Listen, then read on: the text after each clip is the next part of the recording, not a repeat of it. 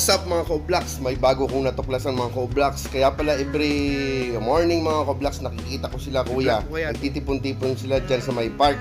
Akala ko mga Koblox nagpo-trip sila. Yun pala gumagawa sila ng herbal na iniinom. Yun ang ginagawa nilang kape.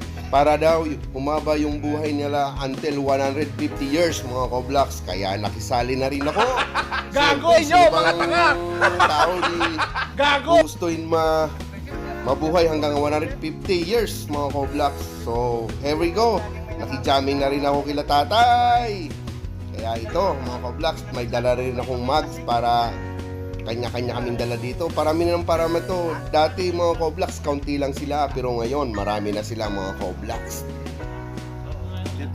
Lahat ng sakit yan mawawala, pero ligog.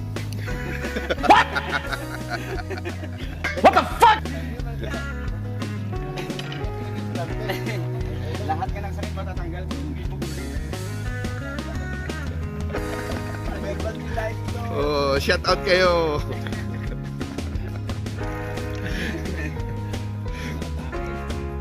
Mga palahubog sa ano. Mga parahubog.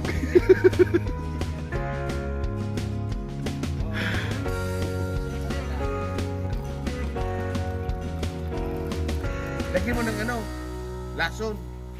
Ito? Ay, naisama ko yung ano. So mga Koblox, short videos lang to. Abangan nyo yung kabuuan talaga ng video na to mga Koblox.